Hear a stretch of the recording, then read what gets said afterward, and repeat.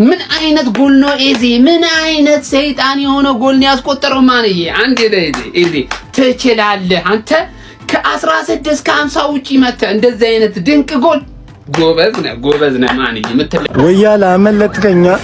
የሀገር ጉዳይ ነው በወጣው አመለጥከኛ። ዛሬ ፍሬው ተጎዳ ብል አመለጥከኛ ወያላው።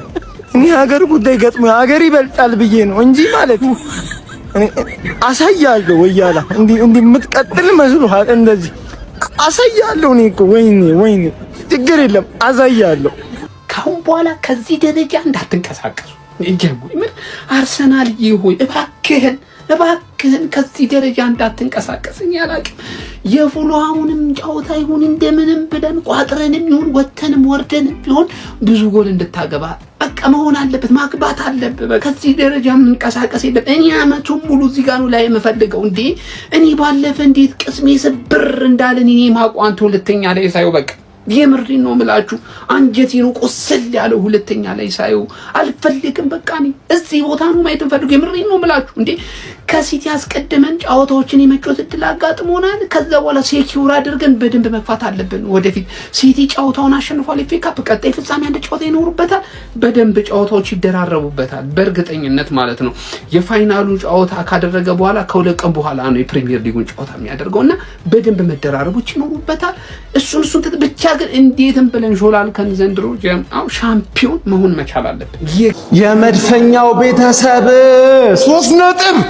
ኤዜ ምን አይነት ጽድት ያለ ጎል ያገባችሁ። ለነገሩ ላንቺ ኖርማል ነው። ሀቨርሳችን አሲስት አርገሽ ወጣሽ፣ ኤዜያችን አግብተሽ ወጣሽ። የውሻ ቁስ ያርጋላችሁ ማን 5 ጨዋታ እኮ ነው የቀረን። ቻምፒየንስ ሊግ ሲጨመር 8 ጨዋታ። ለ8 ጨዋታ አንድ ሰው ባይጎዳብንስ ምን አለበት? ገባ አይደለ?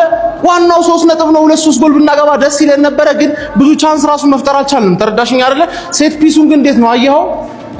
ሴት ፒሱን ማን ግፊያ ምናምን ያላችሁ ሰዎች እንደዚህ አይነት ሴት ፒስ አግብታችሁ ነበር ልትላጡብን የሞከራችሁት። ተመቸህ? ከቦክስ ውጪ ኤዜ እንዳያገኝህ አራት በረኛ ብታመጣ ምንም ለውጥ አታመጣም። ዊአር ዘ ገነርስ። ዋናው 3 ነጥብ ነው። ደህና ናችሁ? ደህና ነን። በቃ ደህና ነን። ይሄ ጎል ማለት ነው። ለቀርም ጨዋታው እኮ ይበቃል። ግን ችግሩ ምንድነው? አሰልጣኝክ ችግር አለበት። ሁሌ አንተን ጎል ለማብከን ማለት ነው። ተወጣጥሮ ነው የጠበቀህ እንዴ ማለት ነው። ይቺን አንድ ጎል ለማክሸፍ ማለት ነው። በቃ ለቆናል፣ ጭንቀቱ ለቆናል። በቃ ክሊንሺት አንድ ጎል በቃ ጎል ያስፈልገን ነበር። በቃ ችግር የለውም። ሲቲ እዛ ፎከስ እያደረገ ነው። እሺ ታውቁት እዛ ፎከስ ከዛው ትንገፍልከስ አድርጓል። በቃ ጨርሷል። አርቴታ ግን ምን ጎር ነው አርቴታ። ዋይት ምን ይሰራል 90 ደቂቃ? ማስኩዌራ ምን ሆኗል ጋይስ? ምን ሆኗል? እኔ እኮ መረጃ ላይ ምን ሆኗል ማስኩዌራ? ንገሩኝ እስቲ። ለምንድን ነው 90 ደቂቃ ዋይት የሚጫወተው? ለምንድን ነው? ኦዴጋርድ ሳካ ቆንጆ አልለቀቀኝም። ጭንቀቱ ዋናው 3 ነጥብ ነው። በቃ ዋናው 3 ነጥብ ነው። ነረብስማ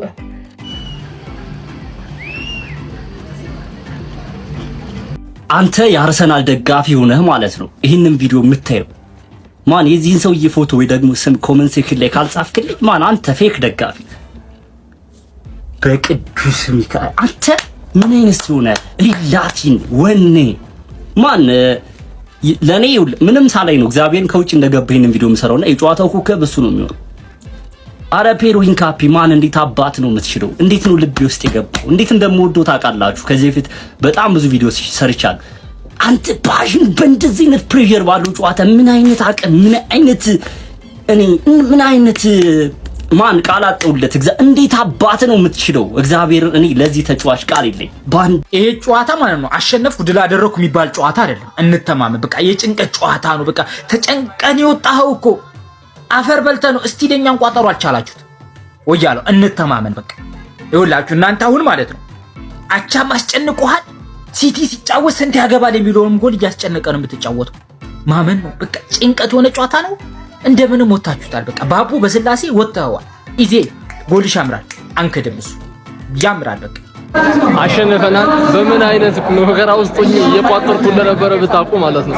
ኤኒዌይስ ዋናው 3 ነጥብ ነው። የኢዜን ጉዳት ቀላል ያርገው። ሀቨርትዝ ረጅም ጉዳት የሚጎዳ ይመስላል። በጣም ነው የምናሳዝነው። ኤኒዌይስ አሸንፈናል። ዋናው እሱ ነው። ይመቻችሁ። ውይ ተመስገን ነው ጀማው። እኛ እኮ ያመናል እኮ እኔ ምን አንዳንድ የአርሰናል ደጋፊዎች ማለት ነው ጤነኛ አይደለንም። ስለምን አባታችን ብዙ ጎል ነው የምናወራው እንዴ? አንድ ጎል ከበቂ በላይ ነው። በቃ 3 ነጥብ ማግኘቱ ነው ዋናው ነገር። ጀማው የምሬን ነው የምላችሁ። እንደው የሆነ ጨዋታ መርጠን ብዙ ጎል ካስቆጠርን ብለን እንመኝ እንጂ አሁን ባለን አታክ እውነት አንወሻሽ። አርሰናል ደጋፊዎች እንደው 3-4 ጎል ማስቆጠር የሚችል የአጥቂ መስመር ክፍል አለን። ገና ነው። ሳካ መመለሷ ነው ገና። ጀማው እስቲ ተቃጠልን የምትሉ ከታይ ጻፍ። ነደርን የሚል ሰው አይቻልም። አበርን የምትሉ ተቃጠልን የምትሉ ጻፉ እስኪ። አረርን የምትሉ እምንጥል መስላቸው ብዙ ለፈለፉ አላወቁን ነገር በቋጠሮ ለፉ።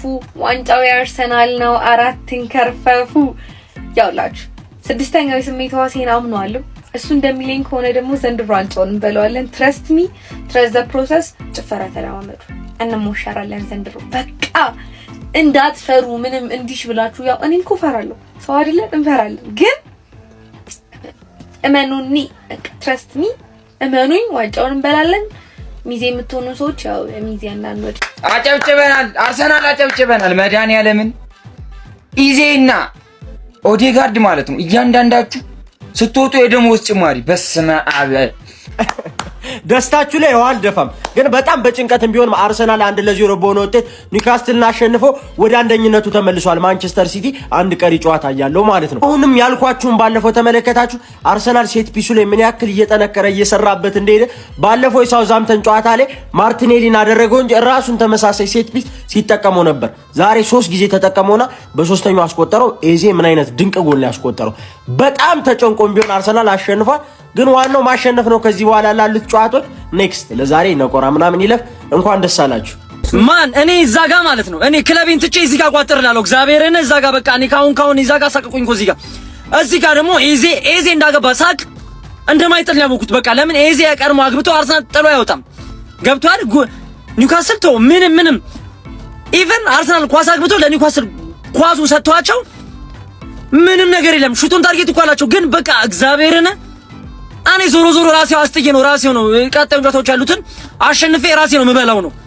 አንተ ምን አይነት ጎል አግብቶ እንዲህ በ1-0 ያርቀን? 1-0 እኮ የሚያስጠላ ውጤት የለም ደግሞ። ወይ አልቋጥራሉ ወይ ሁለተኛ አግብተው ተስፋ አላስቆረጡን። ከአርሰናል 1 ኒውካስትል 0 የተረዳናቸው 5 ነገሮች። የመጀመሪያ የተረዳነው ኤቨሬቺ ኤዜ የኛ የሞመንትስ ፕሌየር ነው። ከምንም ነገር ላይ የሆነ ነገር መፍጠር የሚችል ተጫዋች ማለት ነው። በዚህ ሰዓት ላይ እኛ ቡድን ውስጥ እንደዚህ አይነት ስታር ኳሊቲ ያለው ተጫዋች አለ ብዬ ራሱ አላስብም። የሚገርም ፐርፎርማንስ ቆንጆ ነበር ያሳየን የነበረው። ወደ ሁለተኛው ተጫዋች እንሂድ። እኔ ማለት ነው ጌታን ያሳፍራል የሆነ ሰዓት ላይ የሚጫወተው አጫወት ማለት ነው በጣም ነው የሚያሳፍረው። ማድዌኬ ሳካ ተጎርታ ደቂቃዋ መመጠን ባይኖርበት ኑሮ ወይ ደግሞ ዳውማን ወደ ኋላ እየመለሰ ላይክ መከላከል የሚችልበት አይነት አቋም ላይ ቢሆን ኖሮ ጭራሽ መጮት የነበረበት ተጫዋች ነው። ጨዋታውን ያን ሁሉ ደቂቃ መጮት የነበረበት ተጫዋች ራሱ አለ። ሶስተኛ የተረዳነው ነገር ዛሬ ጨዋታውን አርቴታ እንደፈለገው አሸንፎ ወጥቷል። ግን ይሄ አፕሮች እስኪ ድረስ የሚያደርሰን እኔ ማርያምን እኔ ማለት ነው ይናፍቀኛል። ይሄ ቡድን ላይ እፈልጋለሁ። ሲስተሙ 100% ሊሰራ አይችልም ሁሉ ጊዜ። ቀጣይ ጨዋታዎች እንዲህ ነው 45 ደቂቃ ኳሱን የምንሰጣቸው። ለምን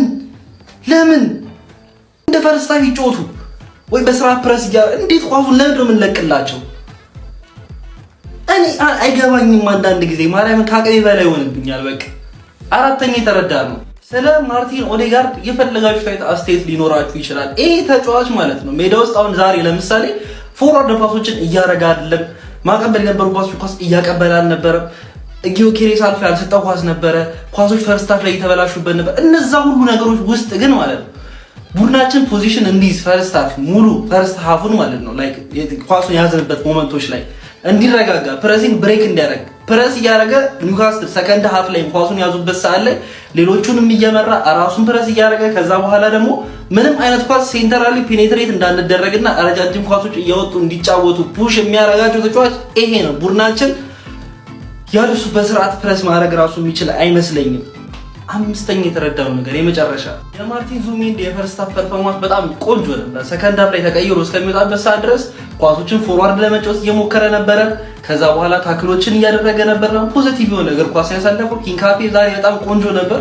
ቡካዮ ሳካ ከጉዳት ከተመለሰች በኋላ ቡድናችን ምን ያክል አፕሊፍት እንዳደረገ ወይም ደግሞ ለመጮት እንደሞከረ አይታችሁታል። እስቲ የመከላከል አፕሮች ቢኖረው ሰከንድ ሀፍ ላይ ብዙ ነገሮች ማለት ይቻላል። ስለዚህ ጨዋታ መልሰን አንደኛው ሆናል የሊጉ ቴብል ላይ ግን እንደዚህ መድፈኞቹ አርሰናሎች በጭንቅ በተፈተኑበት ጨዋታ ድል በማድረግ ወደ ፕሪሚየር ሊጉ መሪነታቸው መመለስ ችሏል። በ34ኛው ሳምንት እንግሊዝ ፕሪሚየር ሊግ መርሃ ግብር የኤሪሃውን ኒውካስትል ዩናይትድን ኤምሬትስ ላይ ያስተናገደው የሚኬል አርቴታው አርሰናል 1-0 በሆነ ጠባብ ውጤት በማሸነፍ ነው ወደ ፕሪሚየር ሊጉ መሪነት በ73 ነጥብ መመለስ የቻለው። ማንቸስተር ሲቲ ቀሪ ጨዋታ እያለው በ70 ነጥብ ሁለተኛ ደረጃ ላይ ይገኛል። እንግዲህ ለመድፈኞቹ አርሰናሎች ብቸኛውን ጎል ኤብሪቼ ኢዜ ነበር በጣም በግሩም ሁኔታ ከቦክስ ውጪ ማስቆጠር ችሎ የነበረው። ከሴት ፒስ የመጣች ኳስ ነበረች። ከዛ በፊትም በጣም በተደጋጋሚ በጨዋታው ላይ ሲሞክሩት ነበረ። ክሮስ የተደረገች ሳይሆን በጨዋታ ከሴት ፒሱ በቀጥታ በማስጀመር ነበረ ወደ ቦክሱ የሚገኘው ካያቨርስ ኳሱን ማዱኬ ያቀብለው። ከዛ ካያቨርስ ቦክስ ውስጥ ለሚገኘው ኢዜ ያቀብሉት። ኢዜ በግሩም ሁኔታ በመጨረስ የመድፈኞቹ አሸናፊ ማድረግ የቻለችን ጎል ማስቆጠር የቻለው ማለት ነው። የአራዳ ልጆች የሸራተን እና የስካይላይት ነገሩ አልሆነም። እንግዲህ በቀጣይ በአትሌቲኮ ማድሪድ ጭዌ እንሞክረዋለን። እውነት ለመናገር እኔ ጨዋታውን አላየሁትም። የፋይት እያየሁኝ ነው። የጆኒ ጁጂትሱ ምናምን የሚባሉትን ፋይት እያየሁኝ ነው። ግን አርሰናል 1-0 ተጫዋቾቹን ያሸነፋችሁት ያዋጣችኋል። ግን አግብቶ ማጠር ያዋጣሃል። የሆነ ሰዓት ላይ ባለቀ ደቂቃ ቢገባብህ እኮ ያባከንካቸው ደቂቃዎች ይቆጩሃል። በእርግጠኝነት ደግሞ ደቂቃ ገላችኋል። ይሄን በ100% መናገር እችላለሁ። አላየሁትም ጭዌውን፣ ግን ደቂቃ ገላችኋል ካገባችሁ በኋላ። ከፋይናል የሚያደርስሽ ከሆነ እስቲ ያድርስሽ። በእንደዚህ አይነት ጭዌ የምትደርሽ ከሆነ አጨበጭብልሻለሁ። በጣም ስለምንችል 1-0 በቃ ኤዜ በጣም ትችላለህ። ኧረ እኛ ግን እድላችን ምንድነው? እግዚአብሔርን እድላችን በጣም ጥሩ መጫወት የሚጀምር ሰው ይጎዳብናል። ሀቨርዝ ዛሬ ብዙ የአየር ኳሶች በቃ ደስ የሚል ጨዋታ እየተጫወትን የነበርን ሰዎች ኤዜ ተጎዳ፣ ሀቨርዝን ተጎዳ። ሁለት ሰው ግን በጣም ያምራል። 1-0 አሸንፈናቸዋል። በጣም የሚያምር ጎል። ኤዜ በጣም ነው የምትችለው። እናቴ ትሙት። ወይኔ ጉዲ ምን አይነት ጎል ነው! ኳሱ እንደዚህ ነው የዞረው። እግዚአብሔርን በጣም ነው የምትችለው። በጣም አሁን ይላችሁ በ3 ነጥብ አድርገናል። ቢቻል 2 ጎል ጊዮኬሬሽ ያን ኳስ ታባክናለህ። ካውንተር ሄደን አንድ በትክክል መስጠት ያን ኳስ ብትሰጠው 2 ጎል ገብቷላ። የጎል እድላችን ማስፋት ነበረብን፣ ግን በጣም ያበደ ጨዋታ ነው። የሚኬል አርቴታው አርሰናል ኒውካስትልን 1-0 በማሸነፍ ወደ ሊጉ መሪነት ተመልሷል። ቪዲዮውን ኮፒ ሊንክ ሪፖስት ላይ በማድረግ ጀምሩት። ከረጅም ወራቶች በኋላ ባለፈው በሲቲ የሊጉ መሪነቱን ተነጥቆ ነበር። ዛሬ ግን እንግዲህ ኒውካስትልን አሸንፎ ወደ ሊጉ መሪነቱ ተመልሷል። ዳግም በእርግጥ ሲቲ አንድ ቀሪ ጨዋታ አለው። ዛሬ ሲቲም ሳውዛምፕተን ላይ ወሳኝ ድል ተቀናጅቷል። ካምባክ አድርጎ ነው እንግዲህ ድል ማድረግ የቻለው ሳውዛምፕተን ወደ ፍጻሜ ማለፍ ችሏል። ግን አርሰናል ዛሬ ወሳኝ 3 ነጥብ ነው ማሳካት የቻለው። ፐርፎርማንሱ ያን ያህል አጥጋቢ አይደለም። ባለፈው ሲቲ ላይ ያየነውን አርሰናል ዛሬ እናየዋለን ብዬ አስቤ ነበርና ለምን ቁጭት እንደማያድርባቸው አላውቅም። ለምን እንደማይነሳሱ ሲቲ መጥቶ እንደዚህ ከስንት ጊዜ በኋላ መጥቶ ሊጉ መሪነቱን ሲነጥቃቸው ለምን እንደማይነሳሱ አላውቅም። ኮንግራ አርሴ ፋሚሊ ኮንግራ አርሰናል ኒውካስትልን 1-0 በሆነ ውጤት በፈርስት ሃፍ በኢዜ ጎል ማለት ነው ማሸነፍ ችሏል ማለት ነው። እንኳን ደስ አላችሁ። እጅግ በጣም ግን እውነት የሚያሳቅቅ ጨዋታ ነበር። እኔ በተለይ አርቴታ እንዴት እንዳሳዘነኝ በእውነት ነው የምላችሁ። አርቴታ አይኑን አይታችሁታል። ጨዋታው እስካለቀ በኋላ ደስታውን ስታዩት እውነት እንዴት ተሳቆ እንደነበር እውነት ነው የምላችሁ። ደጋፊው ራሱ እንዴት ነው የሚያሳዝኑት እውነት ነው የምላችሁ። ለማንኛውም እጅግ በጣም ደስ ብሎኛል። ኮንግራ ይማቻችሁ ከምር ነው የምላችሁ። ምክንያቱም ይሄ ጨዋታ በቃ የግድ ነበር፣ የሞት ሽረ ጨዋታ ነበር። አርሰናል አሸንፏል። ማን ዋንጫ ለመብላት አሁን ማለት ነው 4 ጨዋታ ነው የሚቀረን። አያገባንም። ስለዛኛው ሰው እንዴት እንደተንበጫበጫ አይታችሁታል። ዛሬም ከሳውዛምፕተን አይደል? ይሄ ቡድን እኛን ዋንጫ መቀማት የሚችል ከሆነ በጣም የሚያሳፍር ነው። በጣም እኛም እናሳፍራለን። በጣም ተቸግረን ነበረ በብዙ የጨዋታ እንትኖች፣ አንዴ ከፍ አንዴ ዝቅ አንዴ ከፍ ምናምን ሲል ነበር። ግን ከሞላ ጎደል ጥሩ ጨዋታ ነው። አርሰናል ኮንትሮል ለማድረግ ሞክሯል። ግን የሚፈራው ለረቡዕ ጨዋታ በጣም ጉልበት የጨረስን ይመስለኛል። ሆፕፉሊ በፉላሙ ጨዋታ የምናንጣጣ ይመስለኛል፣ ወይም ግቦችን እናስቆጥር ይመስለኛል ማለት ነው። በጣም ምርጥ ውጤት ያስመዘገብ ነው። ብሬን ነው የምልህ። ይሄን ዋንጫ በተአምር አበላትም። በቃ ይሄ ዋንጫ አርሴናል በተአምር አይበላትም። የዛሬውን ጨዋታ ያየ ፕሪሚየር ሊጉን አርሴናል እንዳጣ ሁሉም ሰው መረዳት ይችላል። እንደዚህ ተንተፋትፈ እንደዚህ ሆነ መቼም ዋንጫውን አትበላም፣ መቼም ማለት ነው። የዛሬውን ጨዋታ በትክክል የተመለከተ አርሴናል ዋንጫ እንደማይበላ ደጋፊውም ተስፋ መቁረጥ እንዳለበት የሚያሳዩ ጨዋታ ነው። ማን ዮኬሬሽ ግን ምን ሆነ ነው አንተ ያንን ኳስ ፓስ ማድረግ ያቃት አንተ? ሳካና ማርቲኔሊ በዛ በኩል እንደዛ እየገሰገሱ፣ በተለይ ሳካ እንደዛ እየሮጠልህ አንድ መስመር ገባ አድርገህ አንተ በስርዓቱ ፓስ ማድረግ ያቀታል። 2-0 የምንጨርሰውን ጨዋታ ዮኬሬሽ 1-0 እናጠናቀው። እኔ አንጀቴን የቆሰለው ጀማው በዚህ ላይ እኮ ተቀይረህ ነው የገባኸው አይደል? ለምንድን ነው እንደዚህ አይነት ፐርፎርማንስ የምታሳየው? አርሰናል 1-0 በሆነ ውጤት አሸንፏል እና የአርሰናል ደጋፊዎች እባካችሁ አለፍልፉ በቃ ኮሜንት ላይ ምናምን ይሄ ጨዋታ ነው አሁን እንዴ ተጫውተን ነው የምናሸንፈው ምናምን። ሲቲ ተንቀባሮ ነው እንዴ የሚያሸንፈው? ሲቲም እኮ ተሰቃይቶ አፈር በልቶ ነው የሚያሸንፈው አይደለ? ምንም ይሁን እናሸንፍ፣ 3 ነጥብ አግኝተናል። ቀጣይ ጨዋታችንን ደግሞ ከፉልሃም ስናሸንፍ ማለት ነው 6 ነጥብ ይሆናል ልዩነቱ ገና ሲቲ ሳይጫወት ማለት ነው። ጫናው ሲቲን ከተን እንጫወታለን። በቃ አትንበጫበጩ። አልተጫወተም፣ አሪፍ አልተጫወተም፣ ዋናው ውጤቱ ነው። ውጤቱን ይዞ ወጥቷል። በቃ ምንድነው የምትሉት? ወያለው እንኳን አደረሰክ። ለማንኛውም ማለት ነው ኒውካስትልን 1-0 ብቻ ነው የምታሸንፉት። ለማንኛውም ሲቲ እስከሚጫወት ድረስ ወደ ቦታች ተመልሰሻል። ከአርሰናል ጋር ማስያዝ ወንጀል ነው። ሜንሽን አርጉት፣ ያንን የቼልሲ ደጋፊ ሜንሽን አርጉት። ከላይ ላይ ቁጭ ብለህ ዌተር ትሆናለህ። እኛ ስንበላ አንተ ዌተር። ከተመቸኝ ቲፕ አደርጋለሁ። ተመልሰዋል እንደምንም ብለው ተመልሰዋል። አው ፉክክር ይኖረው ቀጣይ ሲቲ ከዛ እናንተ ቀጣይ ሲቲ በቃ ፉክክር ሲኖረው ደስ ይላልኛም እና አሁን ስፐርስም አርሰናልም ከለንደን አሸንፈው እኛ ነን የቀረነው ነገ ከሰው በታች አታውቁ። ገነርስ ጨነቃችሁ እንዴ? በስጢፉ ብሩ የገባ ዛሬ ገነርስ የሚገርም ወሳኝ 3 ነጥብ ነው ያሳካ ነው። የምሬ ነው የምላችሁ። በጣም ወሳኝ የሚባለውን 3 ነጥብ አሳክተናል። ኦዴጋርድ እጅግ በጣም ትችላለህ፣ ሂንካፔ ትችላለህ። ዛሬ ቡድኑ ምርጥ ነበረ። በዛ ራፐር ብቻ ተሰቃየን። ማዱኬ አረፍታን። ሳካ እንኳን ተመለሰ። ለውጥ አይታችኋል። ሳካ ስትገባ ፎቶ ይበልጧል ከማዱኬ። ምሬ ነው የምላችሁ። ካለፉት 3 እና 4 አመታት ጋር ሲነጻጸር በጣም ዝቅጥ ያለ በቃ ይወረድ የተባለው ኒውካስትልን አስተናግደ ሊጉን እየተፎካከርክ ሊያውም በጎል በሚወሰንበት ሰዓት 1-0 ተጨንቀ ካሸነፍከው ቲም ትልቅ ችግር ላይ ነው ማለት ነውና ለማንኛውም ወደ ቶፕ ኦፍ ዘ ሊጉ ተመልሳችኋል። ሲቲ እስኪጫወት ድረስ እንግዲህ ተደሰቱ፣ ጊዜያችሁን አጣጥሙበት። የስ ይቻላል። ገነርስ ምን አይነት ከባድ ጨዋታ ነበር። በስመ አብ ነፍስ ውጪ ነፍስ ግቢ። ምን አይነት ጣፋጭ 3 ነጥብ ነው ጋይስ። ማን ነው የሚያወርደኝ? አንወርድም ከዚህ በኋላ ውይ እንዴት ከባድ ጨዋታ። እነዛ ጥርብ የሚያካክሉ ተጫዋቾች እንዳያሸነፍ ነው ዛሬ። ኒውካስል ቀላል ክለብ አይደለም። እንችላለን። ይሄ ነው በቃ እንችላለን። ናግባ እናውጣው ምድረ ቋጣሪ